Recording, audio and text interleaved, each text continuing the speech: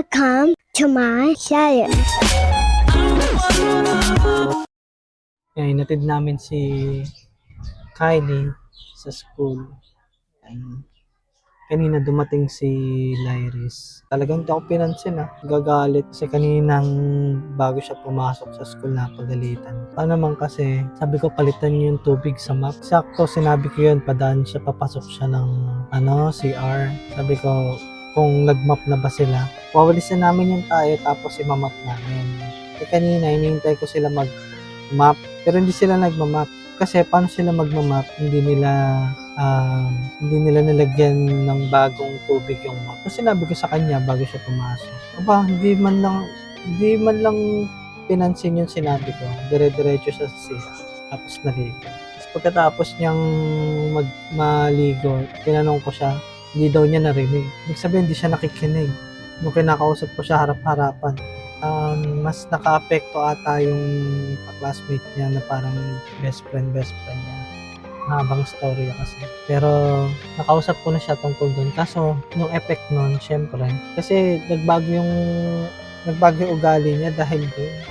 Hindi niya siguro napapansin. Pero ang laki nung pagbabago ng ugali niya. Hindi lang yun, meron siyang mga reaction sa mga kapatid niya na hindi dapat ganun siya makareact pag nakikipag-usap siya sa mga kapatid niya. Ewan ko ba doon? Sinabihan ko na siya, wag na niyang kausapin yun. Ewan ko lang kung sinusunod niya yun o sekretong nag-uusap sila. Pero malaki kasi epekto ng ka-classmate niya yun. Hindi ko na kailangang banggitin siguro dito yung pinaka-detailed niya. Pero dahil doon, isa siya sa naging factor para magbago yung ugali niya. Pati sa pakikitungo niya sa mga kapatid, mga kaasa. Yan, ewan ko, dapat may practice sila ngayon Sabi ko sa kanya, huwag siya mag-practice. Ewan ko kung anong reaction niya doon. Siyempre, tatampo na naman yun, galit. Hindi ko alam kung anong gagawin niyang reaction. Ako kasi hindi ko naman naranasan magganyan sa magulang ko. Lagi rin ako napapagalitan dati. Pero yung ganyang hindi mo papansin, parang ka nagtatanim ng sama ng loob, di ba? Ako kasi dati, talagang minsan araw-araw, sunod-sunod, basta sunod-sunod napapagalitan ako. Pero pagkatapos nun, ganun na, tapos na. Ito parang nagtatanim niya sama ng loob. Parang hindi ko lang kung saan niya nakuha yung ganyan. Si Gabi naman, napapagalitan ko, napapalo ko pa nga yun minsan ng malakas Pero normal lang sa kanya, hindi naman siya nagagalit. Nagipagtawanan pa sa akin. Ganyan na ba ugali ng mga kabataan? Ito na si Gabi. Bulaga. Wala. Okay na, makita sila. Tara. Yan, napakain na namin yung mga aso. Saing lang ako. Para kami naman ang kakain. Marami yung niluto ni Angie na adobo kahapon. Sarap.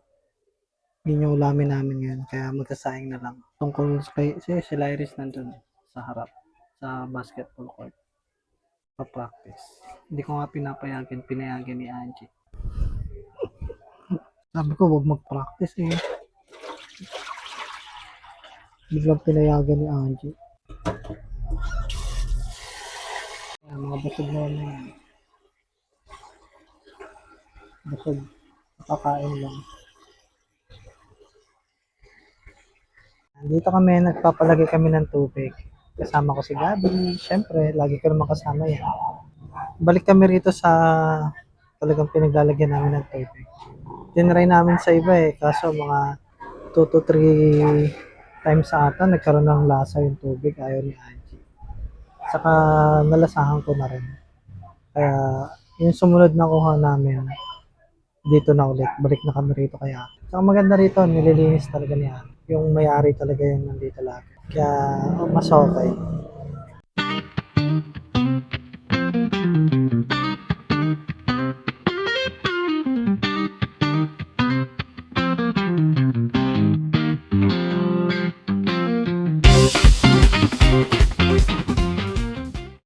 Ayan, start na rin natin yung BIR ni Angie. Bago natin sunduin si Carl, makapag-start na tayo.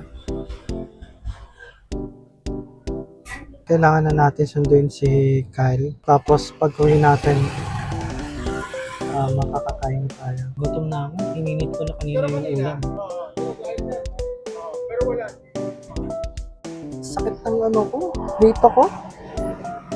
Pangalawang araw na. Gusto ko ngang paapakan kay Lyris eh. Kaso, tatampo ba si Lyris? Pero kanina okay na pagtapos ng ng practice niya. Kasi pinayagan nga siya ni Angie mag-practice. Pag-uwi, pinansin naman ako. At sakit. Siguro dahil to nung naalala ko nga pala, nadulas pala ako sa sala. Kasi meron dong nakatutok doon na yung tubigan ng aso. Tumulo sa sahig. Yun, tas napakan. Dulas ako. Sakit nga kasi naitukod ko yung tuhod ko. Kala ko nga nabasag yung tuhod ko eh. Buti naitayo ko pa. Kaya siguro ang sakit ng katawan ko. Naalala ko nga. Sakit eh. Pati kagabi nahirapan ako matulog kagabi dahil dito. Tagal naman eh. Kay, gutom na ako. Ayan na, nakita ko na sila.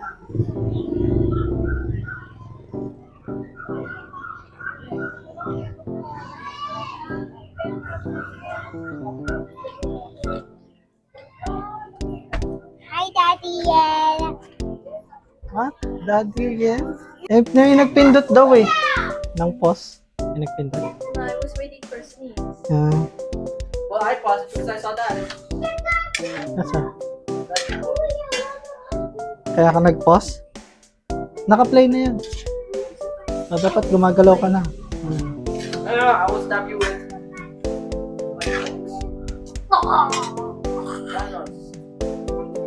Kaya ka ha? Mainit ba ito, Gab? Boy, You you do. have to lay in the ground for a dance? You have to lay in the ground.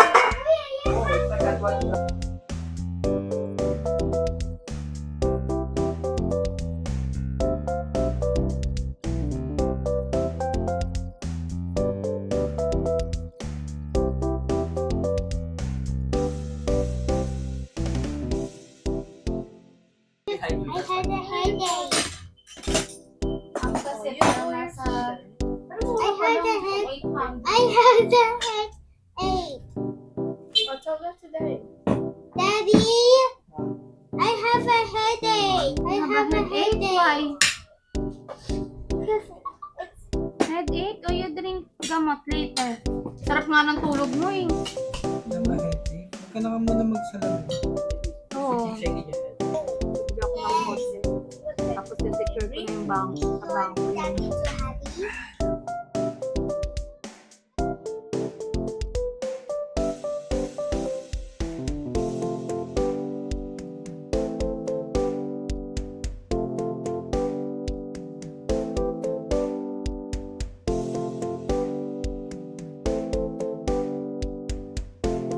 Daddy, ano mga sinilin na? Uy!